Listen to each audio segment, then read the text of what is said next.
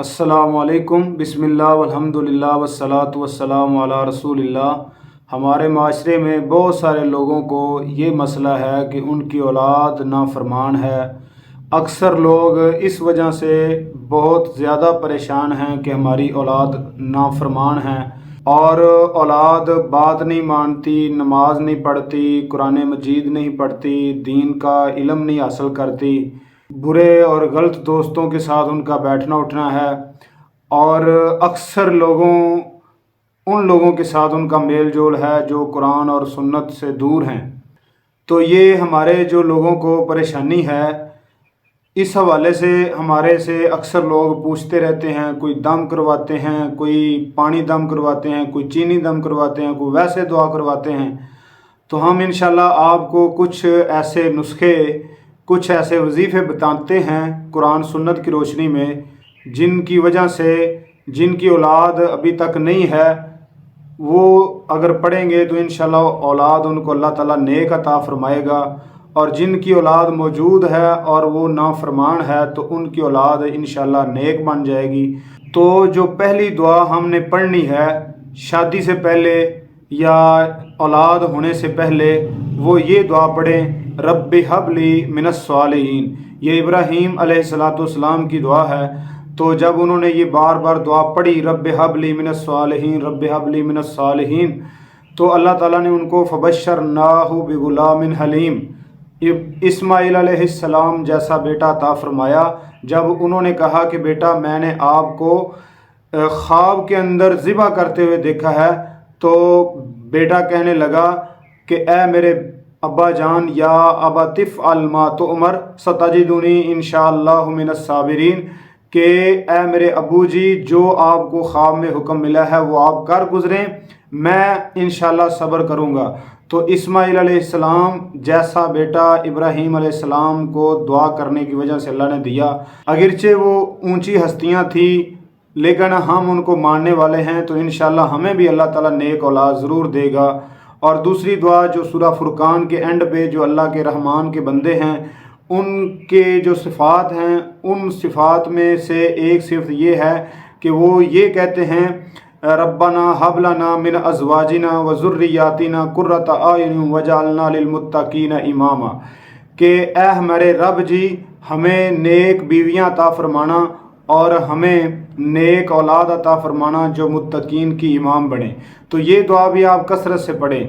اور تیسرے نمبر پر جو ابراہیم علیہ السلام نے دعا پڑھی تھی، سورہ ابراہیم 14ویں پارے میں آتا ہے کہ ربی جعلنی مقیم الصلاۃ ومن ذریتی ربنا وتقبل دعا، ربنا اغفر لی ولوالدی وللمؤمنین یوم یقوم الحساب۔ یہ دعا بھی اولاد کے نمازی بننے کے لیے ہے، تو انشاءاللہ اس کے ذریعے بھی ہماری اولاد نیک بن جائے گی۔ اور اس کے ساتھ جو آخری دعا جو بڑی ضروری ہے، اور حافظ عبدالسلام بن محمد بڈوی حافظ رحمۃ اللہ تعالی، انہوں نے یہ دعا کسی نے جب ان سے پوچھا تو انہوں نے یہ دعا ارشاد فرمائی تھی۔ یہ جو سورہ احقاف کے اندر آتا ہے 16 نمبر آیت، اللہ تعالیٰ فرماتے ہیں، رب اوزینی ان اشکر نعمتک التی انعمت علی وعلی والدی وان اعمل صالحا ترضاہ واصلح لی فی ذریتی انی تبت الیک و انی من المسلمین۔ تو اس دعا کا بھی مطلب یہ ہے کہ اللہ جو تم نے مجھے نعمتیں عطا فرمائی ہیں، مجھے ان نعمتوں پر اپنی شکر گزاری کرنے کی توفیق عطا فرما، اور یا اللہ میری اولاد کی میرے لیے اصلاح فرما دے، میری اولاد کو اچھا کر دے، میری اولاد کو نیک کر دے۔ تو اس دعا کے ذریعے بھی انشاءاللہ بہت زیادہ فائدہ ہوگا اولاد کے نیک ہونے کے اعتبار سے۔ آخری چیز، ہمیں اس چیز پر خاص غور کرنا چاہیے کہ ہماری کمائی جو ہے، جو ہم اپنی اولادوں کو کھلاتے ہیں، کیا وہ حلال ہے؟ اگر کمائی ہماری حلال ہوگی تو انشاءاللہ ہماری اولاد نافرمان نہیں ہوگی۔ اپنی کمائی کو پاک کریں اور حلال کرنے کی کوشش کریں۔ اور اس کے ساتھ یہ بات ضروری سمجھ لیں کہ ان سب چیزوں کو اپنانے کے باوجود بھی اگر اولاد نیک نہیں نکلتی تو اس کا مطلب پھر یہ ہوگا کہ اللہ تعالیٰ کی مرضی ہے۔ تو یہ نہیں کہنا چاہیے یا یہ نہیں ہو سکتا کہ مطلب کہ نبی بعض ایسے گزرے ہیں جن کی اولاد ان کے لیے آزمائش بن گئی تھی، جس طرح کہ نوح علیہ السلام تھے، ان کا بیٹا ان کا نافرمان ہو گیا تھا۔ تو اس کا مطلب یہ نہیں ہے کہ نعوذ باللہ حضرت نوح علیہ السلام کی تربیت میں کوئی فرق تھا، کمی تھی، یا ان کی کمائی میں کوئی نعوذ باللہ کمی تھی، تو وہاں یہ ہم سمجھیں گے کہ وہاں اللہ تعالیٰ کا فیصلہ یہ تھا۔ تو جب ہم اپنی کوشش پوری کریں گے، پھر اگر اللہ نہ کرے غلط اولاد نکل آتی ہے تو پھر ہمارا اس میں کوئی قصور نہیں ہوگا۔ تو ہماری کوشش انشاءاللہ نیک اولاد بنانے کی ہو تو انشاءاللہ پھر اولاد نیک بنے گی، تو اللہ تعالیٰ ہماری مدد کریں گے۔